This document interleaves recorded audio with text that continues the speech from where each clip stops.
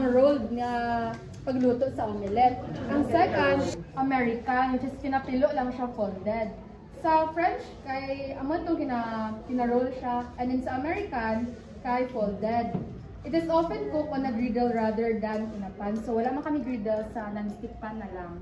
And then sa pagluto sa omelette kay, pwede siya sa direct heat and sa oven. Depende sa style sa omelette. And then omelettes can be seasoned with salt, pepper. And syempre lutuan siya sa oil or butter. Pwede po natin siya masagulan sa cheese, sauteed vegetables or potatoes, and meats. And then sa two factors of making quality omelettes kay first ang high heat.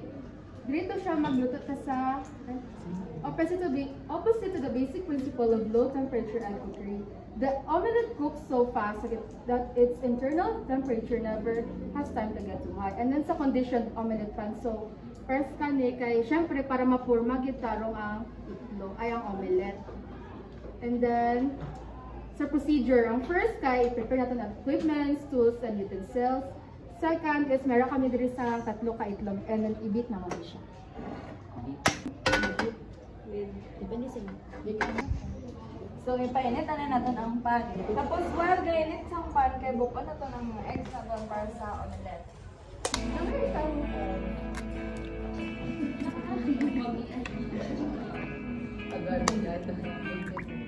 Tapos, i-beat natin siya. Tapos, sa omelette, kayo pwede bisa na nung choice, di mo ibutang as iya nga like garnish. Iya nga ano. So, butangan na natin sa salt. Tapos, pwede nga i-saute mo anay ang carrots or pwede po kung gusto mo like daw okay na nyo kaya. Itilk siya para maglapta ang mantika. Since may mantika naman kay nagamit naman previously ang pan, si ma-over. Saute na doon or hindi. Para humut, di ka mo? Hindi yan gusto. Hindi na. Diba? Hindi pepper.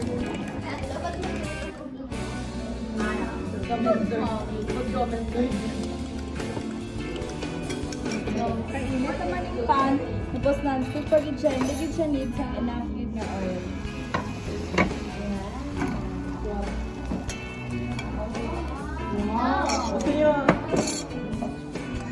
Wow! Ako magkaon ka na ha? Oo lang, tayo. Nakulbaan ko. Wala may naka-indicate. Basta malito siya. Mag-ipang-pong ko na yung naman ang tao ba? Hindi ko ba? Dapat na balo yung over. Ipag kumain. O, galing. Ay, wala ka.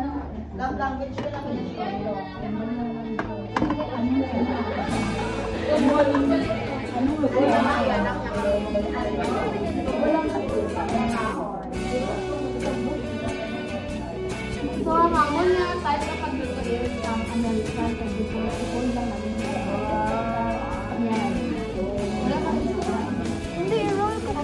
Roll, char, French, galing kayo ito ba?